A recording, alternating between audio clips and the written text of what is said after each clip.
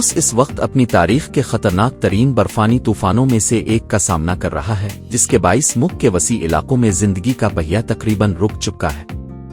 دارالحکومت ماسکو سمیت وسطی روس کے کئی شہر شدید برفباری، برفیلی آندھیوں اور خطرناک حد تک منفی رجیم حرارت کی لپیٹ میں آ چکے ہیں۔ محکمہ موسمیات نے اورنج الرٹ جاری کرتے ہوئے شہریوں کو غیر ضروری سفر سے گریز اور گھروں میں رہنے کی سخت ہدایات دی ہے۔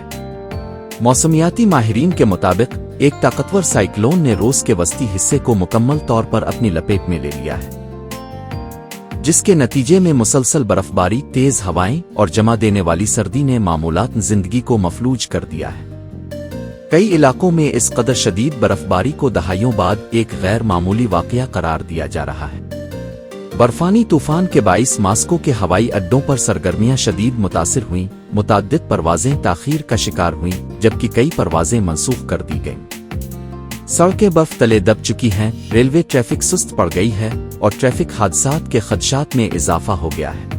روس کے دور دراز مشرق میں واقع کامچٹکا پیننسولا مکمل طور پر سفید قیامت کا منظر پیش کر رہا ہے۔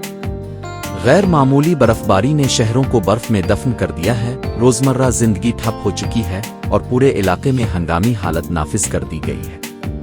روس گزشتہ 130 برسوں کی بدترین برفباری کا سامنا کر رہا ہے، جس نے کامچٹکا میں آمد و رفت کا نظام مکمل طور پر مفلوج کر دیا ہے۔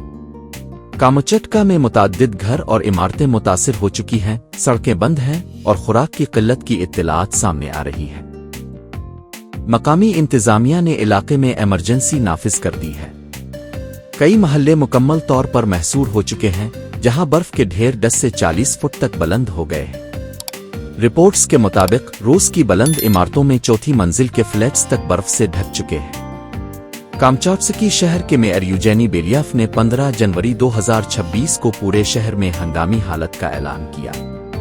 انہوں نے پراپرٹی مینجمنٹ کمپنیوں پر سخت تنقید کرتے ہوئے کہا کہ انہوں نے وقت پر عمارتوں کی چھتوں سے برف صاف نہیں کی اور طوفان کے ختم ہونے کا انتظار کرتی رہی، جس کے باعث بھاری جانی اور مالی نقصان ہوا۔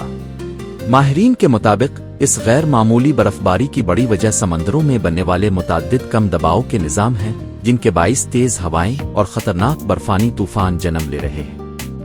اس وقت اسکول، تعلیمی ادارے اور مقامی کاروبار بند ہیں، جبکہ لوگ گھروں سے آن لائن کام کرنے پر مجبور ہو گئے ہیں۔ سڑکیں بند ہونے کے باعث دکانوں میں آٹا، دودھ اور انڈوں جیسی بنیادی اشیاء کی قلت پیدا ہو گئی ہے۔